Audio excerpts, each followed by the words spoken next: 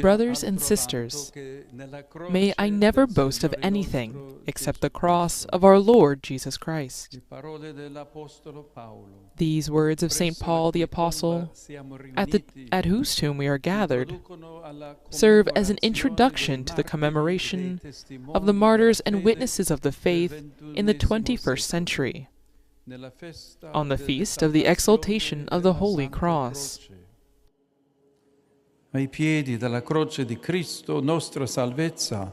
As we stand at the foot of the cross of Christ, the means of our salvation, also described as the hope of Christians and the glory of martyrs, I welcome the representatives of the Orthodox churches, the ancient Eastern churches, the Christian communities, and the ecumenical organizations, whom I thank for accepting my invitation to this celebration. A tutti voi qui presenti. To all of you here present, I extend a warm greeting of peace. We are convinced that martyria unto death is the truest communion possible with Christ, who shed his blood, and by that sacrifice brings near those who once were far off.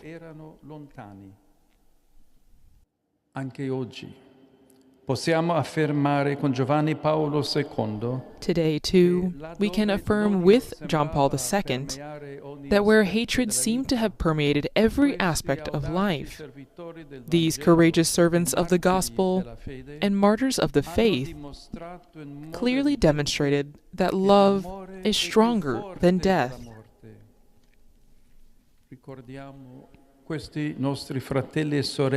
We remember our brothers and sisters as we fix our gaze on the crucified one. Through his cross, Jesus revealed to us the true face of God, his infinite compassion for humanity. He took upon himself the hatred and violence of the world, to share the lot of all those who are humiliated and oppressed. He has borne our infirmities and carried our diseases. Tanti fratelli e sorelle, anche oggi, a causa della loro testimonianza di fede. Many brothers and sisters, even today, carry the same cross as our Lord on account of their witness to the faith in difficult situations and hostile contexts. Like him, they are persecuted, condemned, and killed. It is of them that Jesus says, "Blessed are those who are persecuted for righteousness' sake, for theirs is the kingdom of heaven. Blessed are you when people revile you and persecute you, and utter all kinds of evil against you falsely on my account." They are women and men, religious, lay people and priests, who pay with their lives for their fidelity to the gospel, their commitment to justice, their battle for religious freedom where it is still being violated, and their solidarity with the most disadvantaged.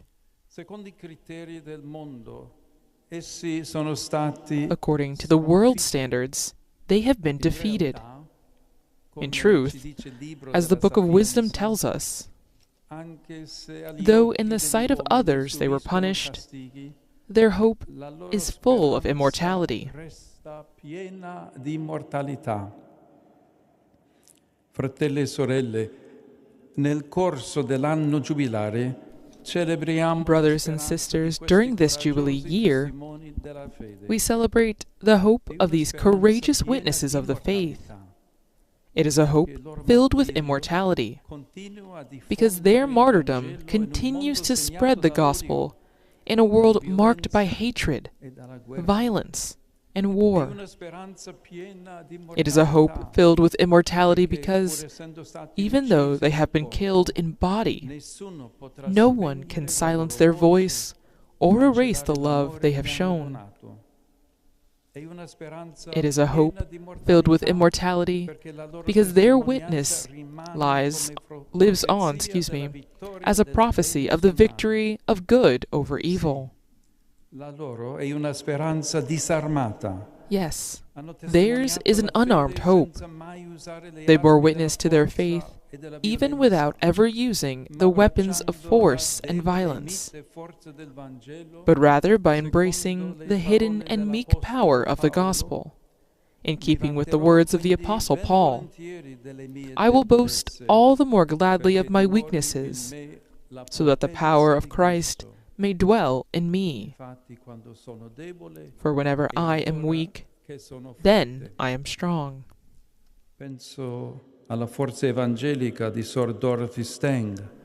My thoughts turn to the evangelical fortitude of Sister Dorothy Stang, committed to the landless in the Amazon. When those who were about to kill her asked for a weapon, she showed them her Bible and replied, "This is my only weapon."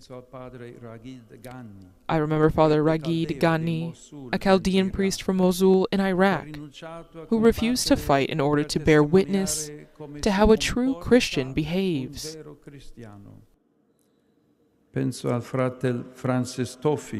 I think also of Brother Francis Tofi, an Anglican and a member of the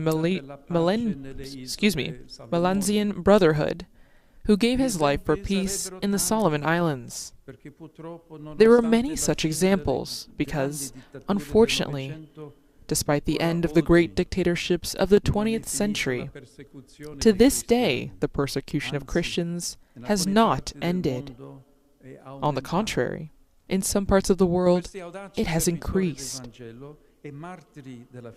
These courageous servants of the gospel and martyrs of the faith stand as a vast panorama of Christian humanity, a panorama of the gospel of the Beatitudes, lived even to the shedding of blood.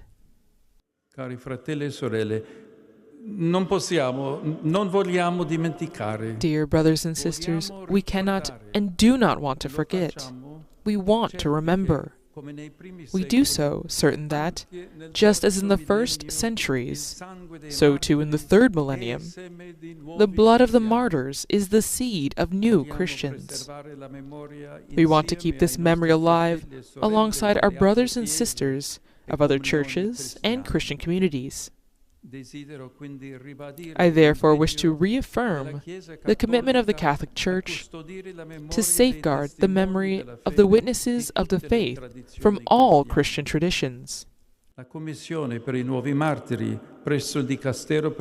Commission of New Martyrs at the Dicastery for the Causes of Saints is carrying out this task in collaboration with the Dicastery for Promoting Christian Unity.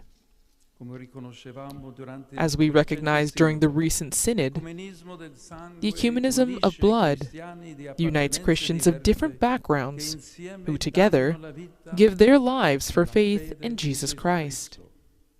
The witness of their martyrdom is more eloquent than any other word.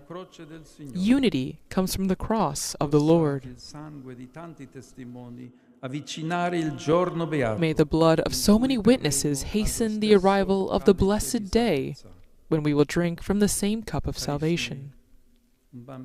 Dear friends, a Pakistani child called Abish Masih, killed in an attack against the Catholic Church, once wrote in his notebook, "Making the world a better place, rendere il mondo un posto migliore."